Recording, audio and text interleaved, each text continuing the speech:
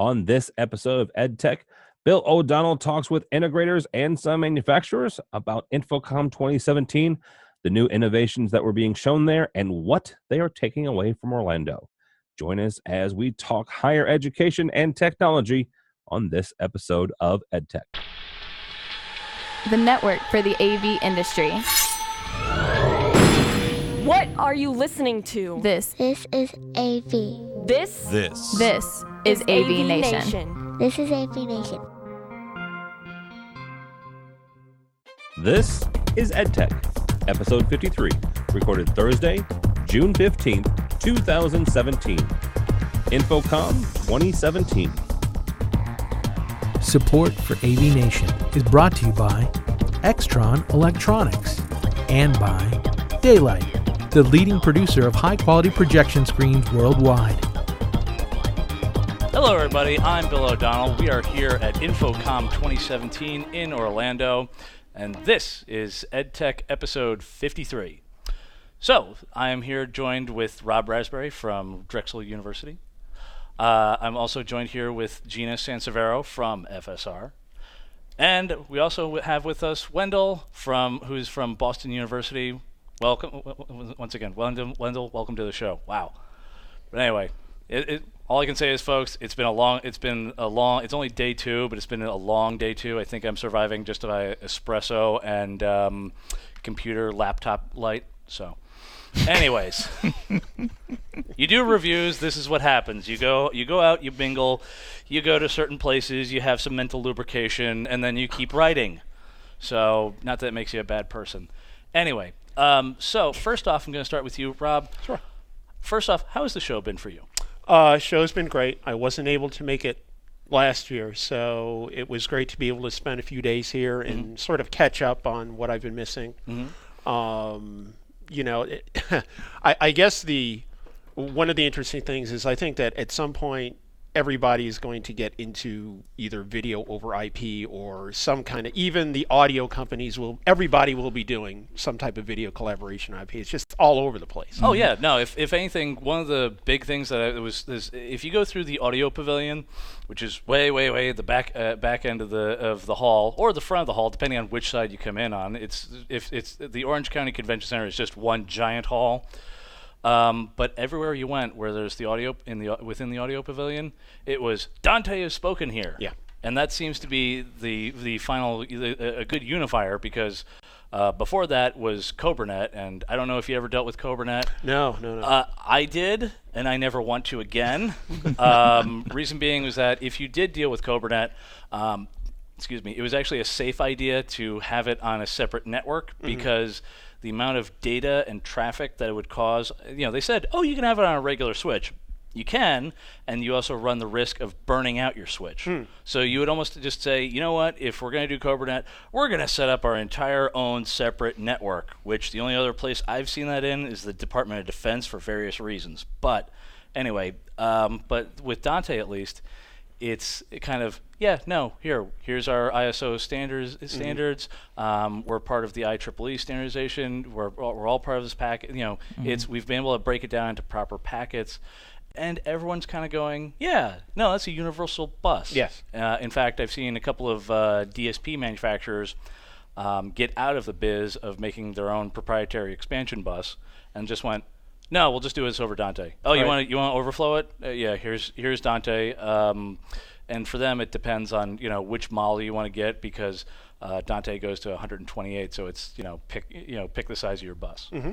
So I've been happy to see that happening, but at the same time, though, you're right. The folks who are kicking more over into the your network switch is going to be your video. Yep. Now, my question to you is, how should I put it? How at ease are your network folks going to be about the eventual news of this? I think initially there'll be some shock, and I think they'll have to do much testing and have much agita over it. But as the bandwidth of networks gets more robust, I think they'll ease their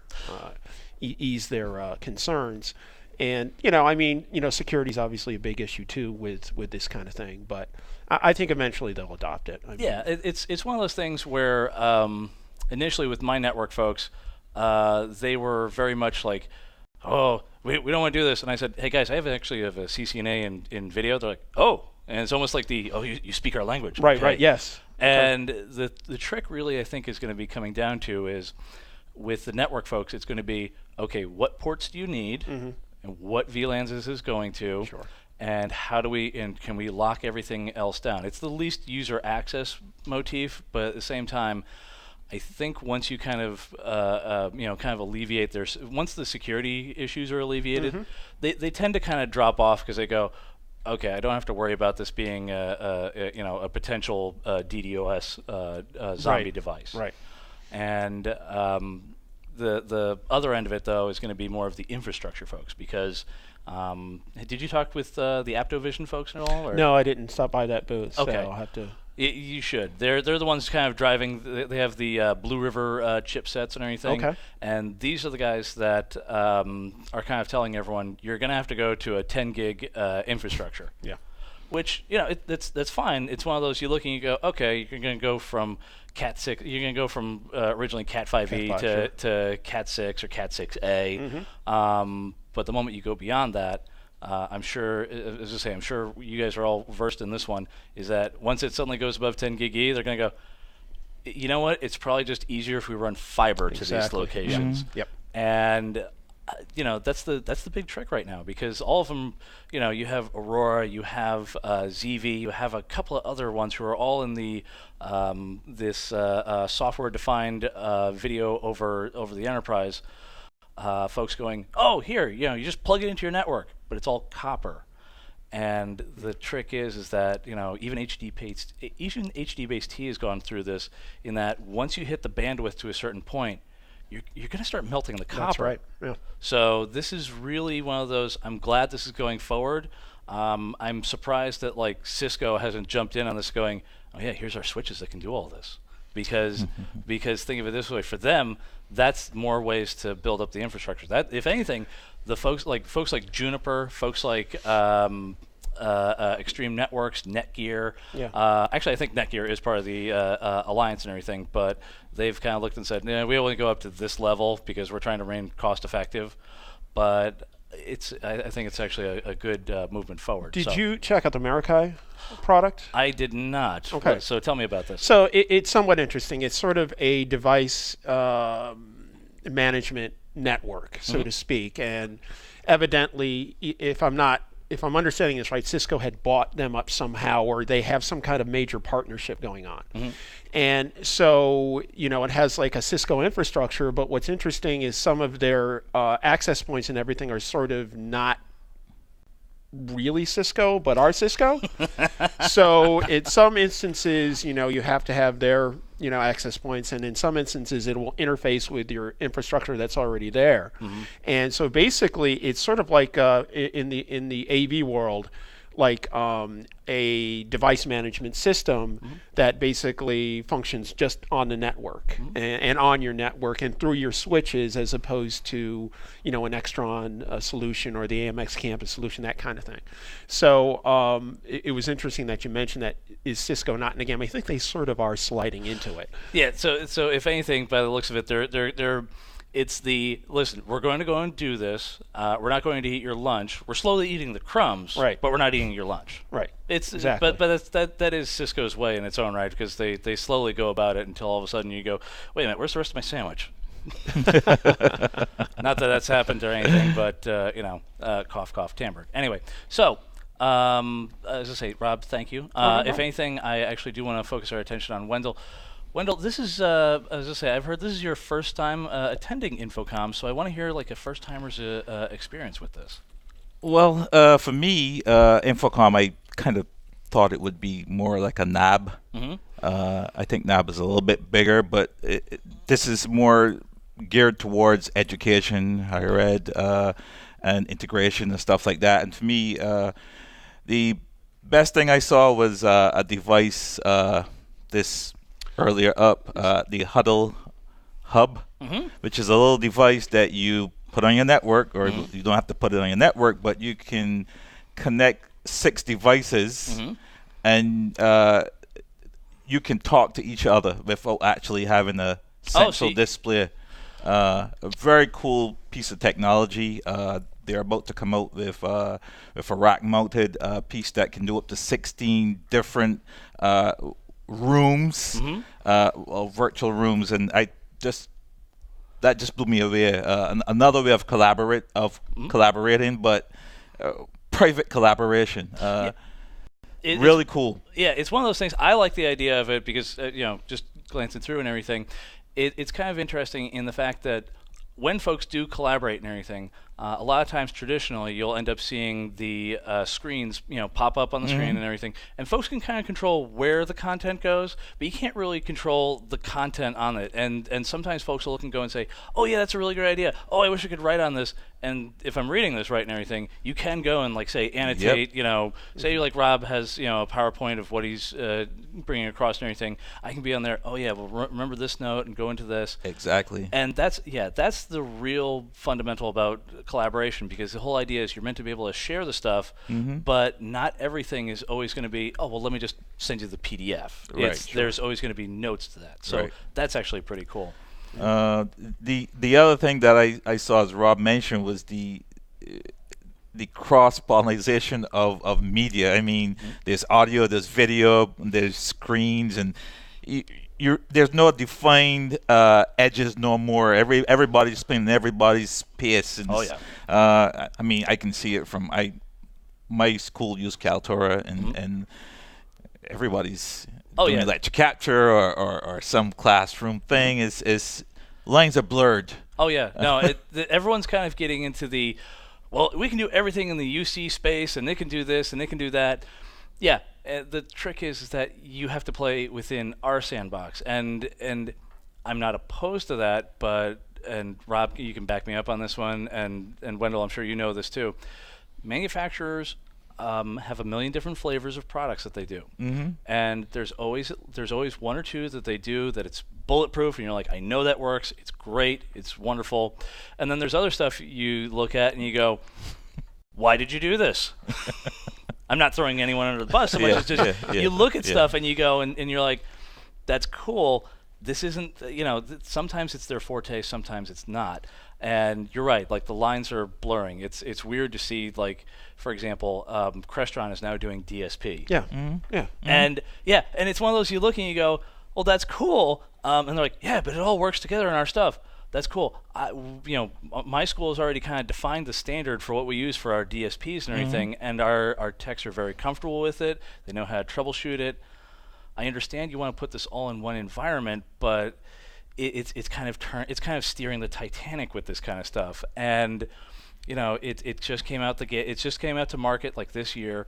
I'm not going to throw cold water on it, but at the same time, I'm going to be a little hesitant about that and just say, you know what? I'll wait until they do maybe a firmware update or two, just kind of mess around with it. Let some things shake loose, because as well as I do, the first time, say like hey, we have this brand new car that's just off the production line and everything, and you start playing with it, and then you drive it off the lot, and all of a sudden you realize you're like, the shifter's really kind of wonky. Why would they do this and this and that? And maybe the 2018 model will have fixed that, but it's one of those, like you said, everyone's kind of blurring the lines about this. So yeah, but all in all, have you enjoyed yourself? Has there been anything so far where you looked and said, you know what, they could do a better job taking care of this, or is it just believe me, Wendell, I get it. It's kind of drinking from a fire hydrant. It's we're only on day 2. By day 3, you'll probably look and go and say, oh, that LED wall, yeah, whatever. Well, I think in terms of we did a workshop yesterday, and I mean, we kind of misread it. It said something about augmented virtual reality, but really, in truth and fact, we go to this workshop and it just regurgitated a bunch of information that we already knew, and then adding the value.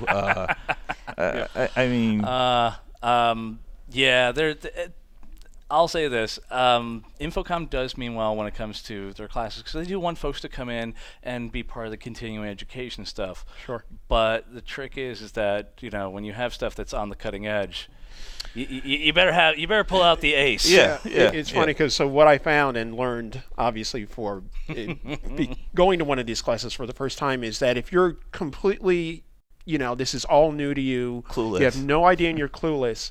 The general sessions are great. If you need a deeper dive, then you got to do those courses. Yes. Probably is the way that it goes. Yeah. And there's nothing wrong with that. But we went in and sat down, and we've been very interested in the augmented reality, the virtual reality, the video 360 space, and so we were expecting to be enlightened. Yeah. But nothing flipped your cookie. no. Yeah. So that's the sad part about things, because you're right. If anything, at my school, they're jumping into the not augmented reality, but virtual reality. They literally took our old film processing, photography studios. Sure. Wow. Ripped out all the equipment, and they started putting in IR, the IR emitters. For the goggles sets and everything, and they're actually making it as a virtual reality sculpture studio. Oh. Because through a grant and everything, they actually got a 5 or 6 axis robotic arm. So the folks go and sculpt the stuff in virtual reality, and then ship it over, and they carve it out. Most of the time, it's out of styrofoam, but it can do like wood and bronze and a couple other things. Sure. But it's an interesting application. But believe me, if I had seen that and said, "Oh, there's a thing on virtual reality," of course I'd want to go see it. Oh yeah, sure, Yeah. sure. But if you suddenly find it's like, well, this is stuff that's been processed before, you'd be like, how much did I pay for this? Well, I mean, Why is this? Yeah, it's not bad because it gives you an introduction to what is going on. But again, I mean, InfoComm's great, and again, if you got to go deeper, you got to go with the courses. Yeah. And this is just more hey, general introduction. This is what it is. That's all fine. It's sort of reinforced that we were further along than we thought. Exactly. Which is good. Exactly. And it also helps me as a first timer realize when I come back next year that is not the path I want to take. I want really pay for some stuff and really get. That's fine. Yeah. And there are some very well in-depth courses. I will mention this man's name once, and as I say, and Rob, you've probably heard me mention this before, but go take a course with Paul Zealy, and it's very informative. I give everyone probably about an average about 5 to 10 minutes before their head just goes, okay, no mas, no more.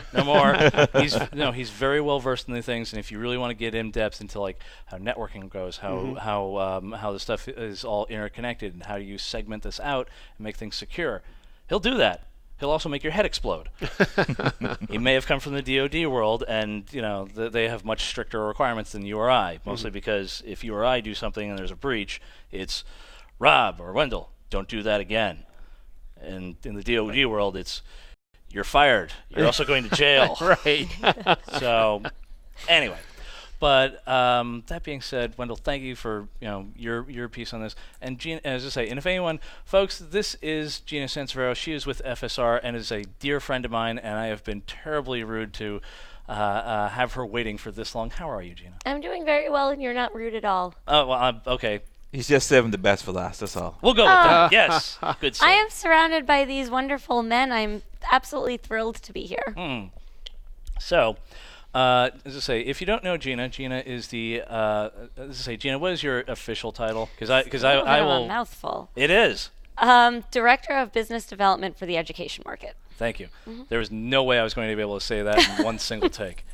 But that being said, Gina is normally the rep for the education segment. I won't lie, FSR is right in William Patterson's backyard, so every now and then, if Gina is in the office, usually they come by and we'll throw spaghetti against the wall and kind of talk about things. But I will say this, FSR is actually a very good company if you're in the education market, because for one thing, they tend to want to just say, hey, you have an issue, we'll work with you. We'll come up with some solutions. If we don't have it, we'll throw it into the metal shop and do a couple of folds and see what happens. And speaking of which, how has that been? As I say, how have things been down at the floor for you guys as far as the education folks? And so, compared to last year, I feel like this year is a little bit busier. And I think that a lot of people have confirmed that, even with the traffic in the hallways and all of that stuff. I think we're seeing a really well-attended show this year. Wednesday is always our busiest days. So day one is always busiest days. And this year, we have an amazing team down at the FSR booth, and it was controlled chaos, whereas it's usually uncontrolled chaos. Oh. So, no, it was very good. Everybody pitches in, and we have far fewer new products this year than we usually introduce. For example, last year we introduced probably over 24 new products. And to train staff on it, to put the new products in locations that are really easy to get to and navigate through when you have that chaos coming through, it's difficult. So this year we decided on far fewer products. I think we have something in the neighborhood of 8 to 10 new products this year. And we've redesigned the booth. It is more open space. It's easier to navigate, and we're able to take people through the booth relatively quickly, answer their questions, get them on their way, and make sure that we move on to the next. We know that time is valuable here. That's true, but on the flip side, if there's less, as I say, just think of it this way. Being that there's less products, if anything, that means you guys could actually get more in depth into it, because I won't lie, I did see some of the products, and some of them are not as easy as just, hey, here's your infrastructure product. There was some wireless collaboration. There were a couple of the new new HD-based products and things like that, and those are not just oh yeah, here you go, throw it in. No, there's things you have to chat with folks, because wireless collaboration, while it is a cool thing, I won't lie, every now and then I still have faculty members who have BlackBerries, and you're going, yeah, I really look and I go, cool, I thought this got phased out back in like 2005, 2006. What is this? And it turns out, yes, BlackBerry still does make phones. They still make the trackball one too. But the thing is, you have to kind of explain to the folks. It's like, well, is that Android, or is that like the actual BlackBerry system and things like that? Reason being is that most of the wireless presentation products and everything work with Android or iOS or OS X and things like that. So once again, you guys, if anything, have added in your own gone into the wireless collaboration realm. We're dipping our toe in, and I love that Wendell said that lines are blurred, and lines have been blurred for a number of years, I think. This is my 13th InfoComm, and I have seen a lot of changes. We are definitely seeing a lot of those companies that were very segmented becoming either incorporated with through acquisition or at the very least diving into various product lines within their own organization and expanding in that way. And I think that what we've seen is, because companies like mine that do a lot of infrastructure products, we've always done control to a certain extent. We've always had electronics to a certain extent, even in the analog days. But when the primary focus of our company is infrastructure solutions, and a lot of people are talking wireless, they're still not realizing that you need power, you need connectivity, even for wireless solutions. So what we did for InfoComm this year is, yes, we're dipping our toes in the wireless collaboration world. HD-based is something that we are kind of focusing on right now. But we went back to our roots a little bit this year at InfoComm, and we're showing a lot of cable management. Yes. A lot of flex space, flex workspace, flex education space kind of solutions that get cables away, make the magic really look like magic, because you're not seeing all these wires, you're not seeing all these connections, you're not seeing all these cables, but still allowing for ease of access, ease of use, and functionality. Yeah, that was the big thing, at least as I was kind of hopping around everywhere. Everyone was going, hey, we've gotten into the huddle space. Now, if on the higher ed end and everything, the quick code word for that is group study rooms. Yeah.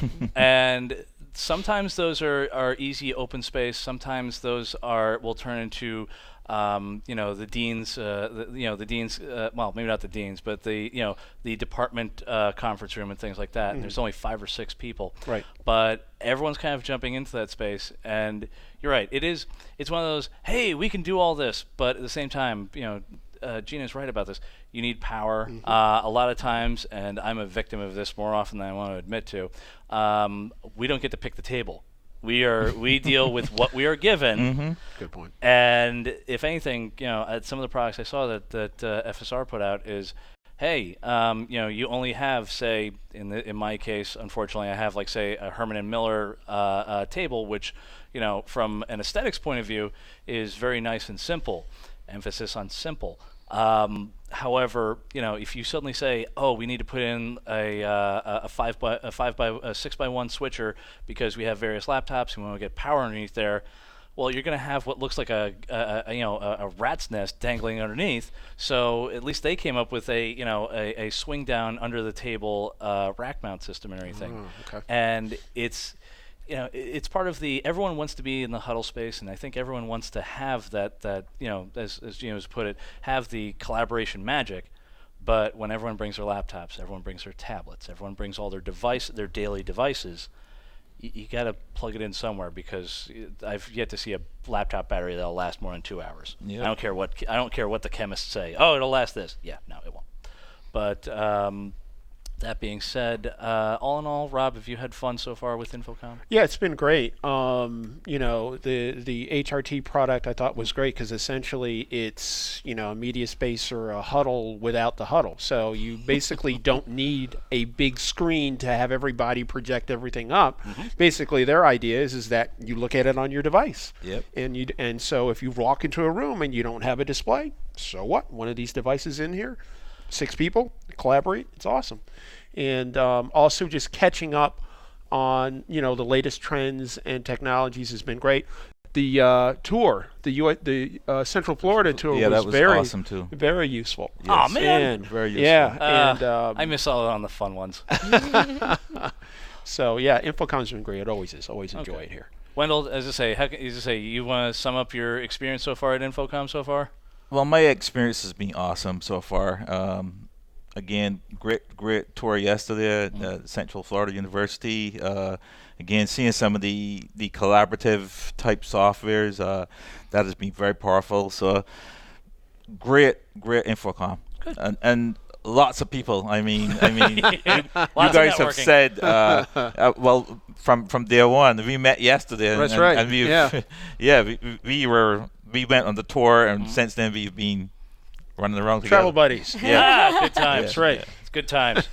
And Gina, as I say, obviously, like you said, it's controlled chaos, but it's been, as I say, I'm sure there's been some positive feedback from folks. There's been, as I say, have you guys gotten anything where folks said, "Oh, I really wanted to do this," or have the engineers been writing things down? Well, like you said, we take that feedback really seriously. So one of the great things about FSR is because 90% of our products are made in New Jersey, you give us feedback, and 2 weeks later, that product can be changed. Wow. That product can be modified to whatever your needs or requirements are. And that's one of the coolest things about my job is I get to travel around the country, do all these campus tours, find out what those successes and challenges have been, and bring that information back to the factory. And that creates a real synergy between our factory, our engineers, our salespeople, and the schools. We don't ever cut out our dealers or integrators in anything we do. They're a huge part of what we do, but we also know that part of really making this whole industry work together so well is being able to create synergies, create training for, create education for the users' environments. Yeah, so like the customer likes to suddenly see, oh, you know what? I talked about this. Oh, and they did it. Oh, it's so good. I was going to say, unfortunately, because I've dealt with Cisco and Polycom enough times where I looked at them like, oh, why can't they do this? Oh, we did an update. Oh, cool. What is it? Oh, we changed the Tamberg logo to Cisco now. All righty. Great. But anyways, that being said, as I say, that will wrap it up for this edition of EdTech.